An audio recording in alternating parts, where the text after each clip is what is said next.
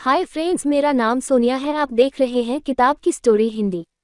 गुरुकुल में शिक्षा प्राप्त कर रहे एक शिष्य को अपने पिता का संदेश मिला। पिता ने उसे घर बुलाया था। बिना देर किए शिष्य गुरु के पास गया और उनसे घर जाने की अनुमति मांगी। गुरु द्वारा अनुमति दे दी गई और अगले दिन शिष्य घर की ओर निकल पड़ा। वह पैदल चला जा रहा था। गर्मी के दिन थे। रास्ते में उसे प्यास लगाई। वह पानी का स्रोत ढूंढते हुए आगे बढ़ने लगा। रास्ते एक किनारे उसे एक कुआं दिखाई पड़ा।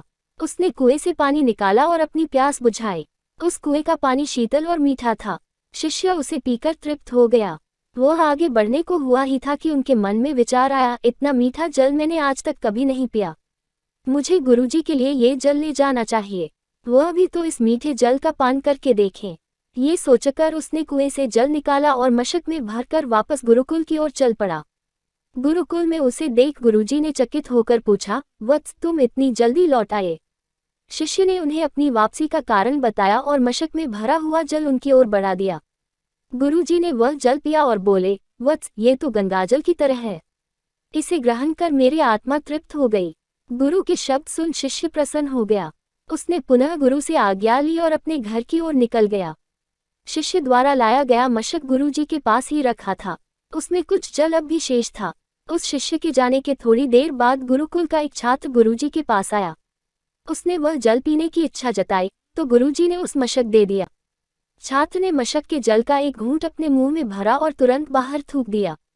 वह बोला, गुरुजी, ये जल कितना कड़वा है।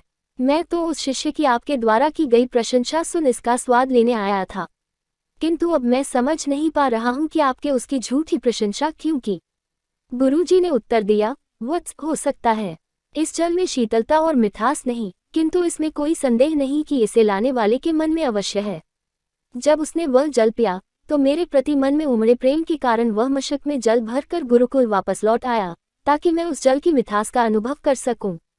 मैंने भी जब इस जल को ग्रहण किया तो इसका स्वाद मुझे ठीक नहीं लगा, किंतु मैं उस शिष्य के हृदय में उमड़े प्रेम को देखते हुए उसे दुख ही नहीं करना चाहता था, इसलिए मैंने इस जल की प्रशंसा की।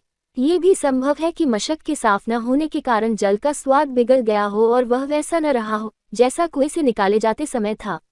जो भी हो, मेरे लिए वह मायने नहीं रखता। जो मायने रखता है वह है उस शिष्य का मेरे प्रति प्रेम।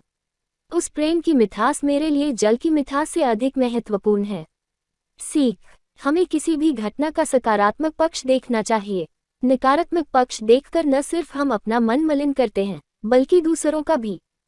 वीडियो पसंद आए तो वीडियो को लाइक करें और चैनल को सब्सक्राइब करें। धन्यवाद।